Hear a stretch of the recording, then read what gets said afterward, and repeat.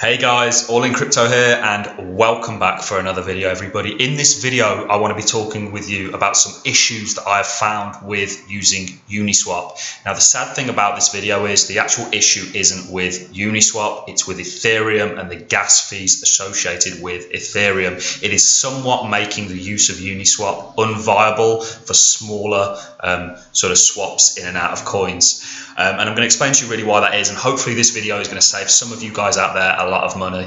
Now for those of you who are well experienced and capable with Uniswap, this video might not necessarily apply to you.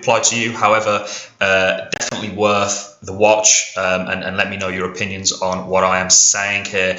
Now I do of course know that there are ways to save on gas fees. However, you can only mitigate the price so much, and in my opinion the gas fees on Ethereum are extortionate, and if this continues, it's obviously supposed to be getting better with Ethereum 2.0. However, that could be somewhat in 2022, and for that, not only is the Ethereum network going to get even more congested and the fees are going to go even higher as a result of that, but it's really going to render Ethereum, you're getting a bad deal essentially when you're swapping tokens, certainly on a smaller scale, and that's what we're really going to jump into in this video, guys. So for those of you who don't know what Uniswap is a decentralized exchange, also known as a DEX, built on top of Ethereum, that allows you to swap ERC20 tokens pretty much effortlessly. All you have to do is connect an Ethereum based wallet to Uniswap. You can do that here. It says connect wallet at the top.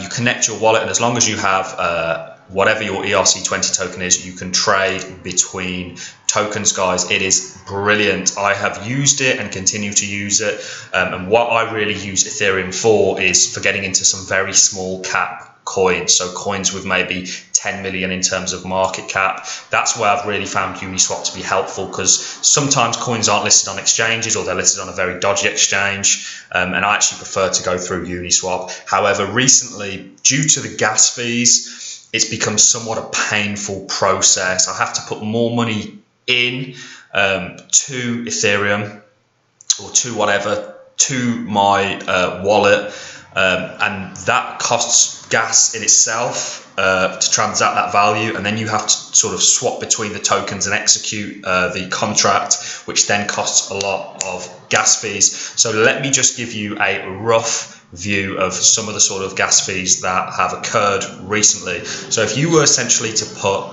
$100 into your ERC20 wallet, your Ethereum based wallet, and then to connect it to here and swap between let's say Ethereum and Band protocol, and you were to put, I don't know, $100 is worth right now, something like that, you would get that much back. Now this all looks great. The price impact, the liquidity provider fee, the minimum received, it will give you a sort of minimum that you receive. However, this seems great, but what will happen is you will get charged a gas gas is what you pay in Ethereum for allowing these transactions to run. I'm assuming that all of you have a bit of a background knowledge in Ethereum and how it works and how it's transacted and the fees associated with that.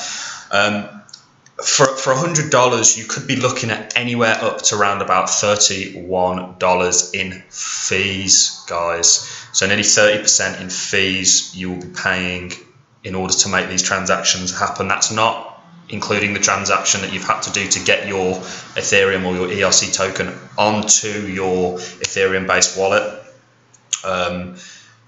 If you've decided to do it that way, or if you've decided to buy some wallets, you can buy Ethereum directly on those wallets. It can become very expensive, and I really I thought it was very important for me to make this video, so that for the people that are new to it and sort of trying it out, bear that in mind, guys. The more money that you put in, it mitigates that damage a little bit. However, it's still very expensive, guys, and it's a bad deal in a lot of cases. If you have to pay 30% over the odds, if you're only putting $100 into something very small. I don't tend to put a lot of money in very small caps. I tend to put maybe a couple of $100. just because they are moon shoots, and I've seen so many projects that have been very small in market cap just get desolated. However, some projects I do think have longevity and a real use case and great technicals and a great team behind them. So I will hunt those coins out and try and buy them. And one of the only options often is Uniswap. So Uniswap's a great project, guys. It really is great. You know, the fact that it's decentralized and essentially works by you guys providing the liquidity for people like me to be able to sort of trade in and out of tokens. Uniswap is, like I say, guys, I can't big up Uniswap enough. However, the fact that it is built on Ethereum and then, of course, natively incurs those gas fees is a real, it's a bad deal in a lot of senses, certainly if you're dealing with small amounts of capital. However, Uniswap itself is a brilliant app, guys. I'd recommend any of you guys use it. It has allowed me to actually make money in the sense that I've been allowed to get into coins very early before they ever get on exchanges, sort of retail exchanges. Great project, guys. You can't beat Uniswap. I'm a huge fan of Uniswap.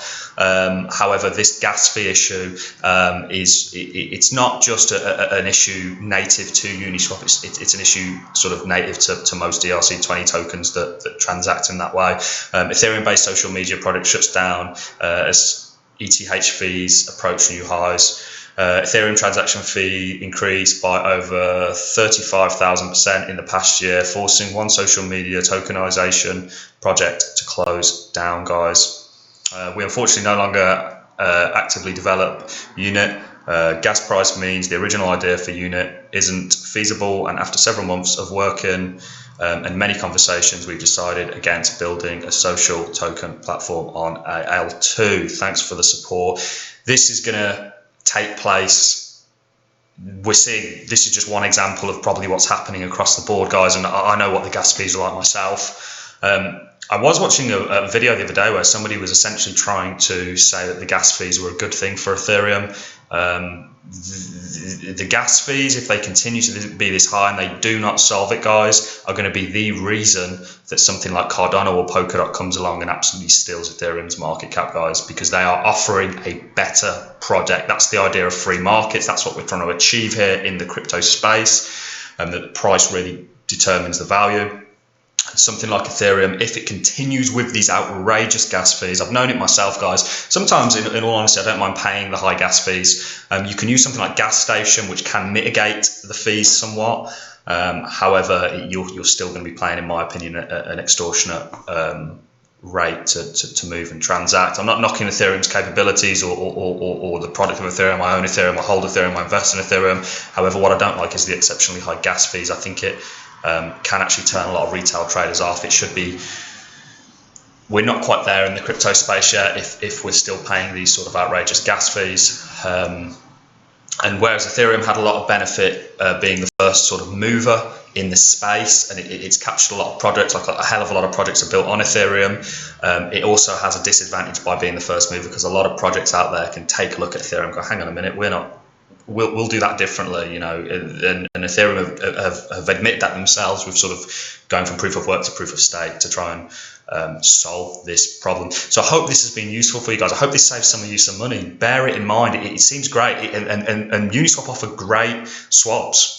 They really do. But when you incorporate the gas fee into that, it becomes not so great, and you actually end up, you know, you'd be better off buying on an exchange. As a result of those gas fees, in some cases. Now, of course, the more money you put in, the more things change. However, certainly for something like $100 or $200 or $300, it's expensive, guys, to use. And I'm sorry to rain on anybody's parade there, but that's not what I'm trying to do. I love Uniswap, and I wish it all the success in the world. But the gas fees, it's not a Uniswap problem, it's an Ethereum problem. And this needs to be solved. It needs to get solved quickly, or you are going to see Uniswap migrate to something like Cardano.